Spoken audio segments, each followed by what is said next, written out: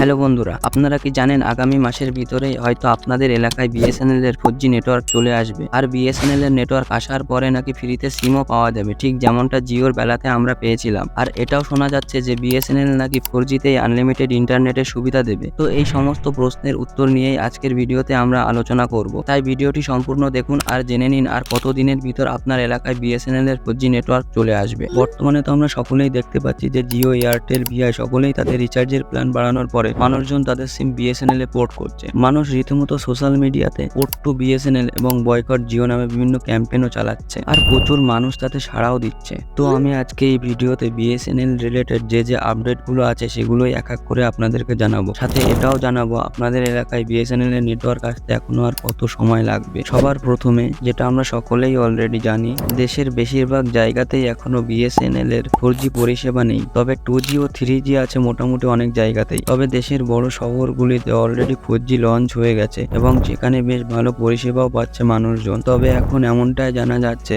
আগামী 1-2 মাসের ভিতরেই মাঝারি শহরগুলিতেও 4G পরিষেবা ভালোভাবে চালু হয়ে যাবে আর ধীরে ধীরে তা চারিদিকে ছড়িয়ে পড়বে। আর এটাও আশা করা যাচ্ছে হয়তো এই 24 সালের ভিতরেই আপনার এলাকায় বিএসএনএল এর 4G নেটওয়ার্ক চলে আসবে। এমনটাও শোনা যাচ্ছে যে বিএসএনএল এর 4G নেটওয়ার্ক আসার পর ফ্রিতে সিমও পাওয়া যাবে, ঠিক যেমনটা জিওর সময় রিলায়েন্স আমাদেরকে দিয়েছিল। তবে বর্তমানে সবার মনে এখন যে প্রশ্নটা আসছে সেটা হলো বিএসএনএল কি সত্যি মার্কেটে ফিরবে নাকি ফিরবে না। তো সেটার উত্তর হলো হ্যাঁ, ফিরবে। আর 4টে এমন কারণ আছে যার ভিত্তি করে বলা যাচ্ছে যে বিএসএনএল মার্কেটে ফিরবে। সেগুলি হলো, প্রথম কারণ এবং যেটি অন্যতম একটি বড় কারণ, সেটি হলো বর্তমান কেন্দ্র সরকার। বর্তমান কেন্দ্র সরকার বিগত 5-6 বছরে প্রায় 3 লক্ষ কোটি টাকার ফান্ড বিএসএনএল এর রিভাইভালের জন্য দিয়েছে। দ্বিতীয় কারণ, এবং যেটি আমার সবচেয়ে বড় কারণ বলে মনে হয় এবং সবচেয়ে ভরসার কারণ বলে মনে হয়, সেটি হলো টাটা গ্রুপ। যেখানে জিও, এয়ারটেল এরা সব 5Gর পরিষেবা চালু করছে, সেখানে বিএসএনএল এখনো বলছে আমরা 4G পরিষেবার কাজ শুরু করতে যাচ্ছি এবং 2024 সালের ভিতর তা কমপ্লিট করব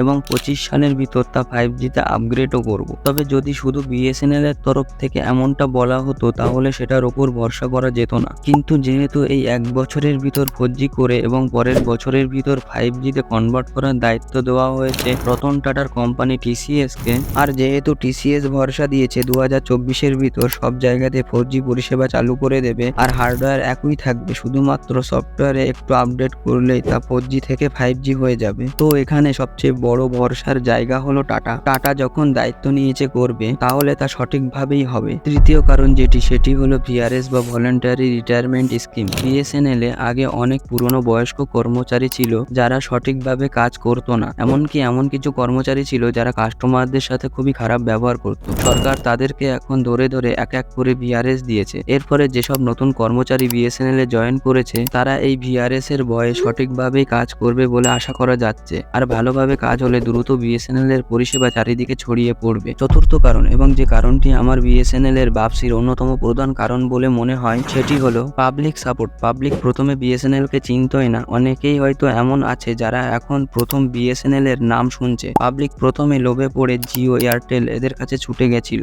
আর এখন যখন সেই জিও, এয়ারটেল তাদের রিচার্জের দাম বৃদ্ধির প্রধান কারণ, তখন পাবলিক বুঝতে পারলো পাশের বাড়ির বিএমডব্লিউর চাইতে নিজের বাড়ির ভাঙা সাইকেল অনেক ভালো। তাই মানুষের এখন জিও, এয়ারটেল, ভিআই এদের উপর রীতিমতো প্রচুর ক্ষোভের সৃষ্টি হয়েছে এবং তার ফলে প্রচুর মানুষ এখন জিও, এয়ারটেল, ভিআই থেকে বিএসএনএল এ পোর্ট করছে এবং বিএসএনএল এখন প্রচুর মানুষের ফুল সাপোর্টও পাচ্ছে। তাই বর্তমানে যদি বিএসএনএল এই সুযোগের সৎ ব্যবহার করতে পারে আর সঠিক বলে ছয় মারতে পারে তাহলে একেবারেই এই সকল বিদেশি কোম্পানির মার্কেট শেয়ার খেয়ে নেবে বলে আশা করা যাচ্ছে। যেমন বিএসএনএল এখন একটি নতুন প্ল্যান বার করেছে এবং সেটি হলো 1515 টাকায় 1 বছরের জন্য পার ডে 2GB করে নেট এবং আনলিমিটেড কলিং এর সুবিধা। আর এছাড়াও অনেক সস্তা প্ল্যান আছে বিএসএনএল এর, আর এই সমস্ত সস্তা প্ল্যানের জন্যই মানুষ দ্রুত বিএসএনএল এ পোর্ট করছে। তো যদি এমন ভাবে সমস্ত কিছু চলতে থাকে তাহলে ভবিষ্যতে হয়তো এয়ারটেল, জিও এরাও এদের প্যাকেজের দাম আবার কমাবে, আর না কমালেও 2-5 বছরের ভিতর নতুন করে আর দাম বাড়ানোর কথা ভাববেও না। তো এই পুরো ঘটনা থেকে আমরা আমাদের বাস্তব জীবনেও কিছু বড় শিক্ষা পেলাম এবং যেগুলি আমাদের সারা জীবন মনে রাখা প্রয়োজন, এবং সেগুলি হলো, নাম্বার 1, কোনোদিন কোনো কিছুকে নিজের অভ্যাসে পরিণত করতে নেই। নাম্বার 2,